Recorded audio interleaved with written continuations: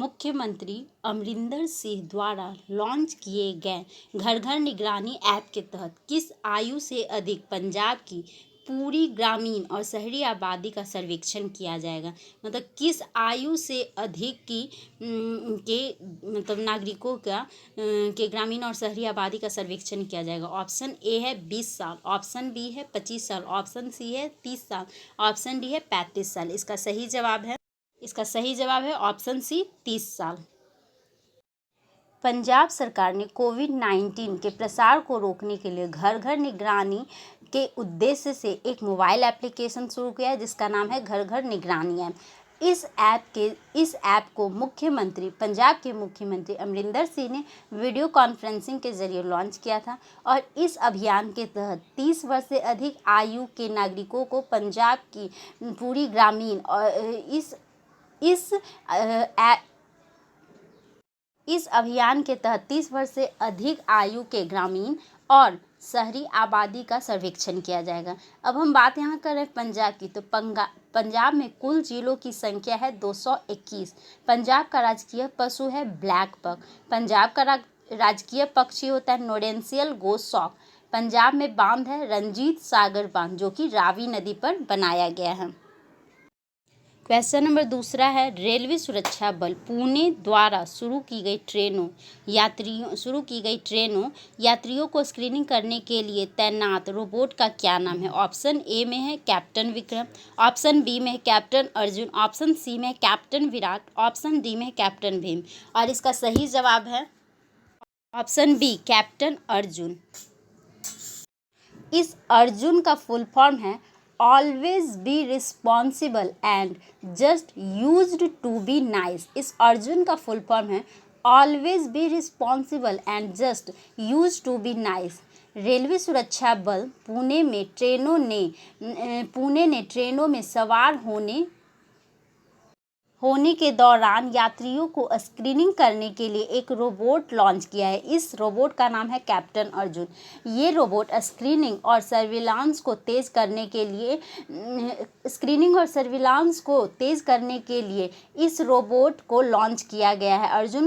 Captain Arjun robot को launch किया गया है। यह मोशन सेंसर, एक PHD कैमरा और एक डोम कैमरा से लैस है।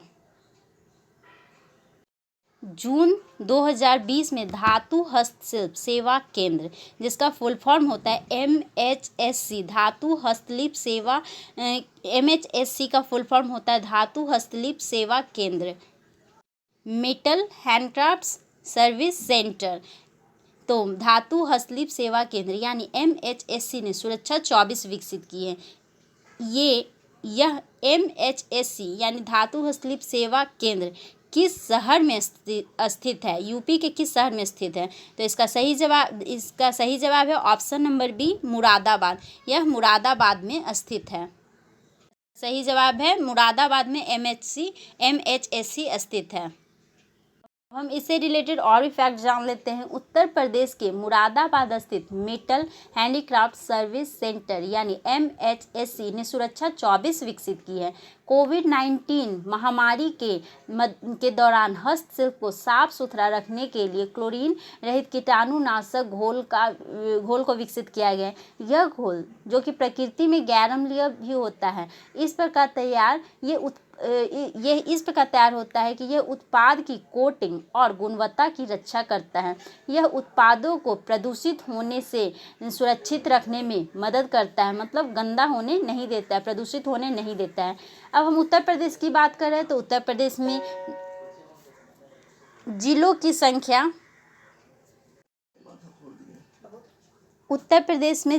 संख्या है 751। उत्तर प्रदेश का राष्ट्रीय उद्यान है दुधवा राष्ट्रीय उद्यान। उत्तर प्रदेश में बांध है गोविंद बल्लभ पंत सागर बांध जो कि रिहंद नदी पर बनाया गया है। अब उत्तर प्रदेश में किस किस चीज़ को GI टैग के लिए पंजीकृत किया गया है। गोरखपुर टेराकोटा को उत्तर प्रदेश का GI टैग मिला है। इलाहाबाद सुरखा अमरूद को मिला है। भदोही की हस्त निर्मित कालीन को GI टैग मिला है और लखनऊ जरदोजी को यूपी का GI टैग मिला है। पूर्व प्रथम श्रेणी क्रिकेटर और इतिहासकार वसंत राय जी का जून 2020 में निधन हो गया। उन्होंने किस वर्ष में प्रथम श्रेणी का पदार्पण किया था? ऑप्शन ए है 1937, ऑप्शन बी है 1939, ऑप्शन सी है 1941, ऑप्शन डी है 1943। इसका सही जवाब है ऑप्शन बी 1939। ये वसंत राय जी पूर्व प्रथम श्रेणी क्रिकेटर और इतिहासकार, इनका जून 2020 में निधन हो गया। ये दाएं हाथ के बल्लेबाज थे। वसंत राय जी ने 1940 के दशक में 9 प्रथम श्रेणी मैच खेले थे, जिसमें उनका सर्वाधिक स्कोर 277 रन था। वसंत राय जी ने 1939 में क्रिकेट क्लब ऑफ इंडिया यानी CCI टीम के लिए प्रथम श्रेणी में पदार्पण किया, जो कि मध्य प्रांत और बराड़ के खिलाफ नागपुर में खेला गया था। क्वेश्चन नंबर 5 है, जून 2020 में मध्य प्रदेश सरकार ने दिव्यांग आंगनवाड़ी कार्यकर्ताओं को कोरोना योद्धाओं का दर्जा दिया है। निम्नलिखित में से कौन मध्य प्रदेश का GI है? तो ऑप्शन 1 है चंदेरी कपड़ा, ऑप्शन बी है रतलामी सेव, ऑप्शन सी है दतिया और टीकमगढ़ का bell metal ware, option D है A, B और C तीनों, यानी चंदेरी कपड़ा भी है, रतलामी सेव, दतिया और टीकमगढ़ का बेल मेटल वेयर। तो इसका सही जवाब है ऑप्शन नंबर डी, यानी MP का GI टैग है चंदेरी कपड़ा, रतलामी सेव, दतिया और टीकमगढ़ का बेल मेटल वेयर, ये तीनों हैं। अब हम इससे रिलेटेड फैक्ट और भी जान लेते हैं। मध्य प्रदेश सरकार ने आंगनवाड़ी कार्यकर्ताओं को कोरोना योद्धाओं का दर्जा दिया है। मध्य प्रदेश में दिव्यांग आंगनवाड़ी कार्यकर्ता राज्य में चल रहे कोरोना संकट के दौरान महत्वपूर्ण भूमिका निभा रहे हैं। वे लाभार्थियों के घर घर जाकर पौष्टिक आहार वितरित कर रहे हैं। वे लोगों को कोरोना संक्रमण से बचने की सलाह भी दे रहे हैं। मध्य प्रदेश, जब हम मध्य प्रदेश की बात बोल रहे हैं तो इसका राजकीय पशु क्या है? मध्य प्रदेश का राजकीय पशु बारहसिंघा। मध्य प्रदेश का राजकीय पक्षी Indian paradise fly catcher. Madhya Pradesh में जिलों की संख्या है 521। मध्य प्रदेश का पंजीकृत GI टैग है चंदेरी कपड़ा। इंदौर के पहला है चंदेरी कपड़ा, दूसरा इंदौर के चमड़े के खिलौने, तीसरा है रतलामी सेव, चौथा है दतिया और टीकमगढ़ का बेल मेटल वेयर। ये सभी मध्य प्रदेश का GI पंजीकृत GI है।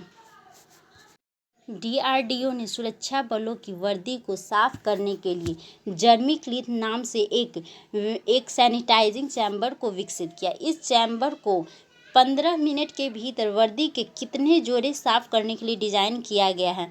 ऑप्शन ए में है 20, ऑप्शन बी में है 25, ऑप्शन सी में है 30, ऑप्शन डी में है 35। इसका सही जवाब है option number B 25।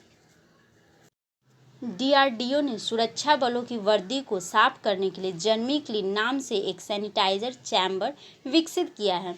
Parliament street police station में सैनिटाइजिंग चैम्बर स्थापित किया गया।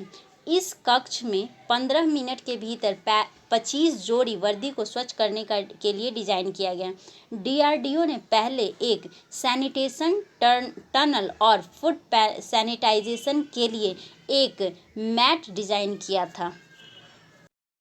श्रीमती सुरिंदर कौर का जून 2020 में निधन हो गया। वह निम्नलिखित में से किस से संबंधित थी? ऑप्शन ए में है खेल, ऑप्शन बी है पत्रकारिता, ऑप्शन सी में सूचना सेवा अधिकारी, ऑप्शन डी में है राजनीति। तो इसका सही जवाब है ऑप्शन नंबर सी। इसका सही जवाब है ऑप्शन नंबर सी, सूचना सेवा अधिकारी। प्रकाशन विभाग और विज्ञापन और दृश्य प्रचार निदेशालय की पूर्व प्रमुख श्रीमती सुरिंदर कौर का जून 2020 में निधन हो गया। यह एक वरिष्ठ भारतीय सूचना सेवा अधिकारी और CBI के पूर्व निदेशक स्वर्गीय जोगिंदर सिंह की पत्नी थी। ये ऑल इंडिया रेडियो समाचार और प्रेस सूचना ब्यूरो में कई महत्वपूर्ण पदों पर कार्य किए हैं। इन्होंने गृह मंत्रालय के निदेशक के रूप में भी काम किया है। जून 2020 में भारत सरकार पेशेवरों के लिए कोविड-19 महामारी के प्रबंधन के लिए विभिन्न पहलुओं पर कितने और पाठ्यक्रम आयोजित करेंगे? इसका ए ऑप्शन है 2, बी ऑप्शन में है 3, सी ऑप्शन में है 4, डी ऑप्शन में है 5। इसका सही जवाब है ऑप्शन नंबर सी 4। जून 2020 में भारत सरकार पेशेवरों के लिए कोविड-19 महामारी के प्रबंधन के लिए विभिन्न पहलुओं पर 4 और पाठ्यक्रम आयोजित करेगी। इसका 4 सही जवाब है। रिलेटेड और फैक्ट बताते हैं। भारत सरकार पेशेवरों के लिए कोविड-19 महामारी के प्रबंधन के लिए विभिन्न पहलुओं पर 4 पाठ्यक्रमों का आयोजन करेगी। ये पाठ्यक्रम भारतीय तकनीकी और आर्थिक सहयोग ITEC मंच का हिस्सा है। इसका उद्देश्य बांग्लादेश और अन्य देशों में कोविड-19 महामारी प्रबंधन में लगे पेशेवरों के लिए क्षमता का निर्माण करना है। मोहम्मद नसीम का जून 2020 में निधन हो गया है। वे निम्नलिखित में से किस देश की थी? पहले ऑप्शन में है म्यांमार, दूसरे ऑप्शन में श्रीलंका, तीसरे ऑप्शन में बांग्लादेश, चौथे ऑप्शन में पाकिस्तान। इसका सही जवाब है ऑप्शन नंबर सी, बांग्लादेश। अब हम बांग्लादेश से रिलेटेड और भी बात जानेंगे, और भी फैक्ट जानेंगे। बांग्लादेश के पूर्व मंत्री और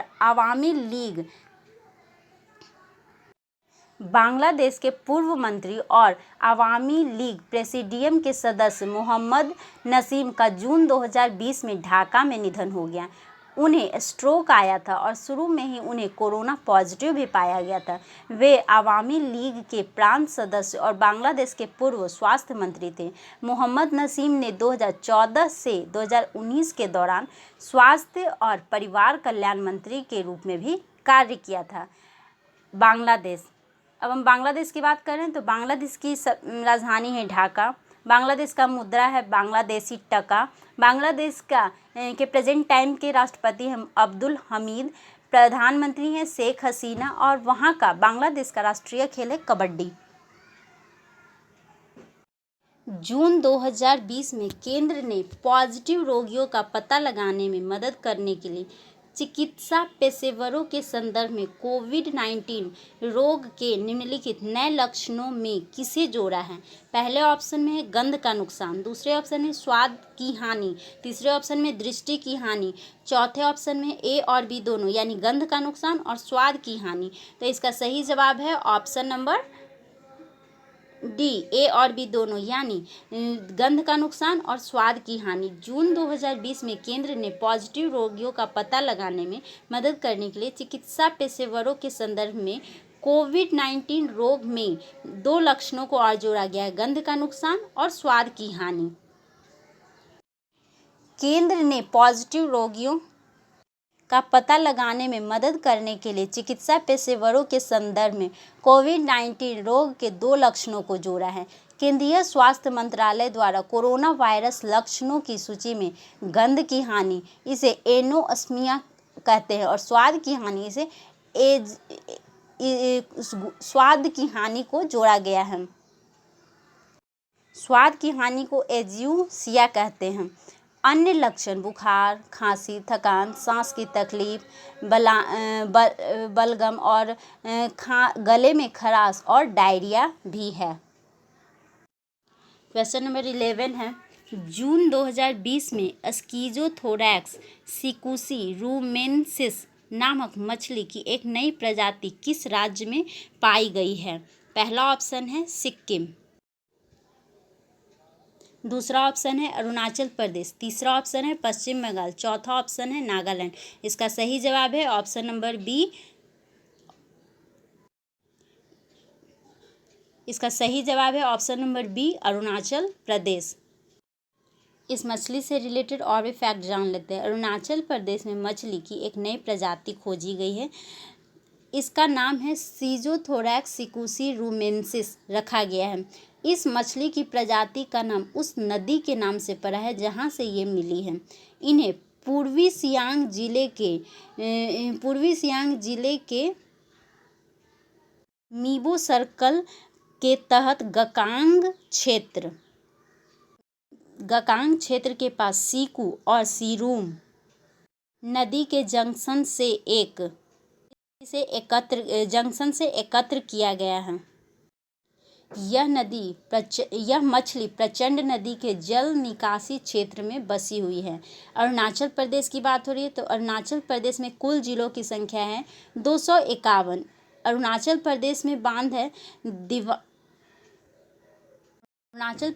दिबांग बांध है जो कि दिबांग नदी पर बनाई गई है।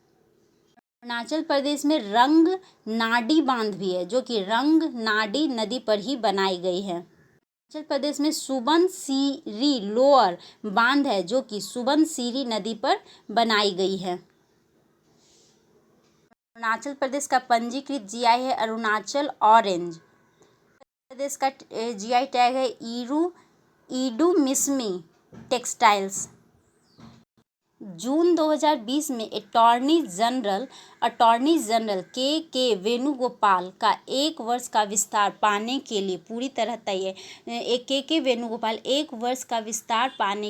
तरह तैयार है। उन्हें किस वर्ष में भारत का 15वां अटॉर्नी जनरल नियुक्त किया गया था?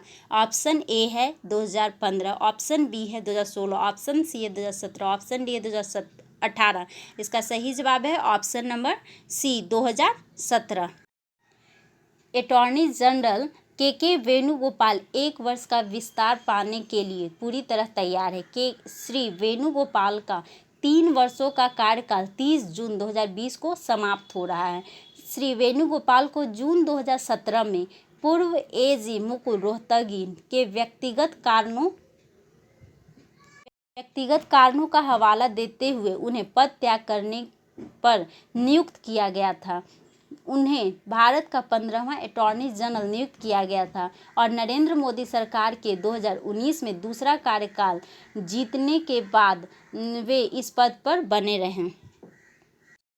क्वेश्चन नंबर 13, जून 2020 में निम्नलिखित में से किसने इम्तियाजुर रहमान को अपना सीईओ नियुक्त किया है? ऑप्शन ए में HDFC asset management company, option B में फ्रैंकलिन टेम्पल्टन निवेश, ऑप्शन सी है Mirae asset mutual fund, option D में है UTI एसेट मैनेजमेंट कंपनी। इसका सही जवाब है option number D, UTI asset management company.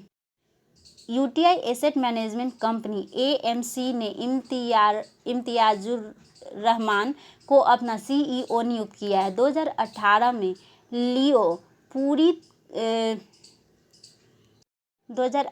में लियो पुरी का कार्यकाल समाप्त होने के बाद इम्तियाजुर रहमान को अंतरिम CEO नियुक्त किया गया था।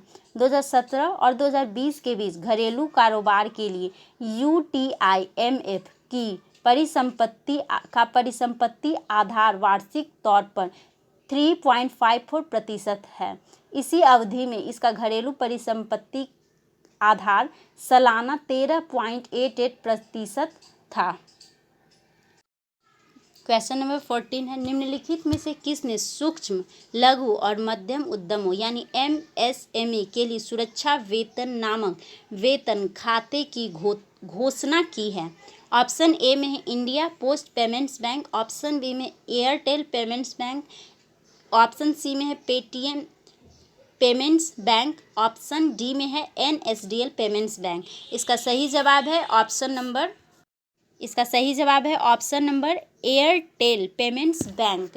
एयरटेल पेमेंट्स बैंक ने सूक्ष्म लघु और मध्यम उद्यमों MSME के लिए एक वेतन खाते की घोषणा की। सुरक्षा वेतन खाते के माध्यम से MSME और अन्य संगठन कैशलेस भुगतान करने में सक्षम होंगे और अपने कर्मचारियों को वित्तीय सुरक्षा कवर भी प्रदान करेंगे। इस खाते के तहत